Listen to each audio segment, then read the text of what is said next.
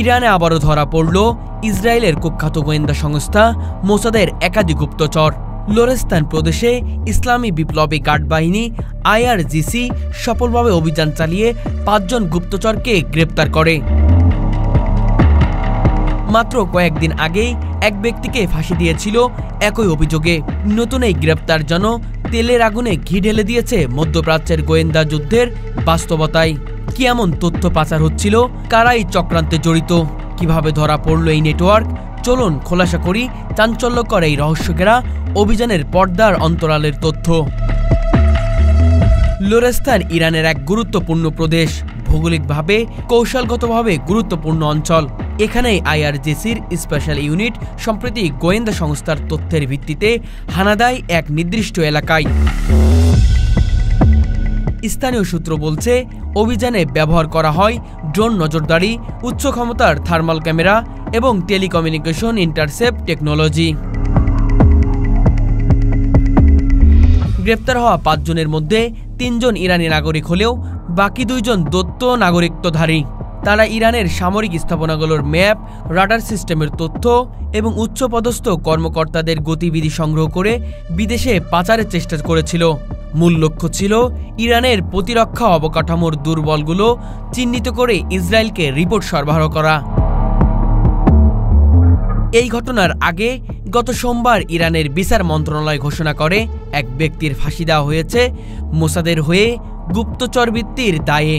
তার বিরুদ্ধে অভিযোগ ছিল তিনি গুরুত্বপূর্ণ সামরিক ডেটা অর্থের বিনিময়ে ইসরায়েলি এজেন্টদের হাতে তুলে দিয়েছেন। ইরানের রাষ্ট্রীয় গণমাধ্যম জানায়, ওই ব্যক্তি ইরানের পারমাণবিক গবেষণা কেন্দ্রে কর্মরত ছিলেন এবং দীর্ঘদিন ধরে তার গতিবিধি নজরদারির মধ্যে ছিল। এই ফাঁসির রেশ কাটাতে না কাটাতেই 5 জনের এই নতুন গ্রেপ্তার গোটা অঞ্চলের উত্তেজনার পারদ বাড়িয়ে দেয়। গোয়েন্দা মহলে জোর আলোচনা, গ্রেপ্তারকৃতরা কি সেই ফাঁসির সাজাপ্রাপ্ত ব্যক্তিদের সহযোগী, নাকি এটি ছিল একটি বড় নেটওয়ার্ক যার অগ্রভাগ মাত্র ফাঁসি হয়েছে। ইরানের IRGC জানিয়েছে, এই গোয়েন্দা চক্রটি বহুদিন ধরে গোপনে সক্রিয় ছিল। তারা সোশ্যাল মিডিয়ার ছদ্ম প্রোফাইল, এনক্রিপ্টেড চ্যাট অ্যাপ এবং কিছু এজেন্সির মাধ্যমে নিজেদের অবস্থান গোপন করে চলছিল। তবে চৌকস ইরানি গোয়েন্দারা একসময় চক্রান্তের কমিউনিকেশন ব্রেক করতে সক্ষম হন।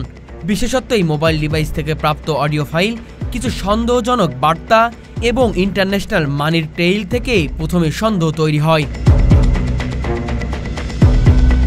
IRGCর তরফ থেকে জানা যায়, এই অভিযানের পেছনে রয়েছে ইরানের নিজস্ব কৃত্রিম বুদ্ধিমত্তা সিস্টেম ও সিগন্যাল ইন্টেলিজেন্স ইউনিটের কাজ।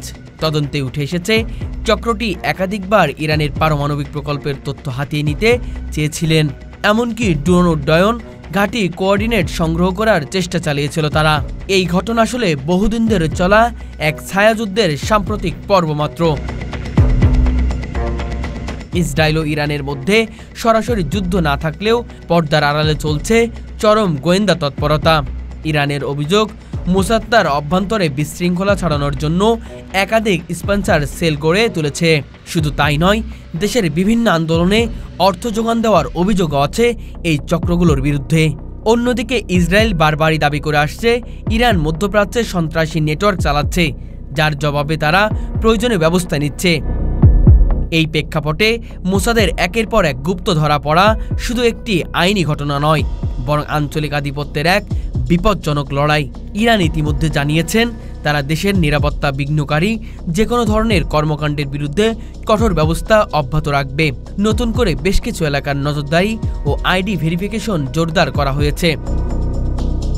সম্প্রতি ইরানে গ্রেপ্তার হওয়া মোসাদ সংশ্লিষ্ট গুপ্তচররা কেবল সেনাবাহিনী নয়, বরং ইরানের উচ্চ গোপন পরমাণু গবেষণা কেন্দ্রগুলোকে লক্ষ্য করেই কাজ করেছিল।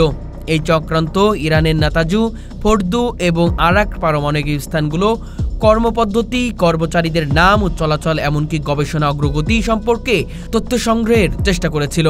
এদের কেউ কেউ বিজ্ঞানভিত্তিক থিঙ্ক ট্যাঙ্কের সদস্য হিসেবে কাজ করে আসছিল, যারা আন্তর্জাতিক গবেষণার অংশ নেওয়ায় সুতোর ভিতরে প্রবেশ করেছিল।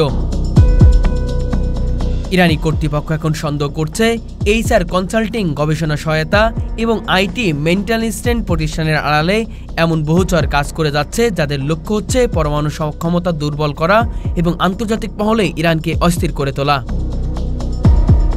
মোসাদের বিরুদ্ধে ইরানে নতুন করে শুরু হওয়া এই ধারপাকড় আসলে বহু পর্যায়ের চলা এক দৃশ্যের যুদ্ধের প্রতিচ্ছবি, যেখানে প্রচলিত অস্ত্রের চেয়ে তথ্য, প্রযুক্তি ও বিশ্বাসঘাতকতা বড় অস্ত্র। এই যুদ্ধের যোদ্ধারা আসে ছায়ার আড়ালে থেকে এবং হারিয়ে যায় ইতিহাসের অন্ধকার পাতায়। কিন্তু প্রশ্ন থেকে যায়, আর কতজন এই নেটওয়ার্কের সঙ্গে জড়িত, কতটা গভীরে শিকড় গেড়েছে এই ছদ্মবেশ যুদ্ধ।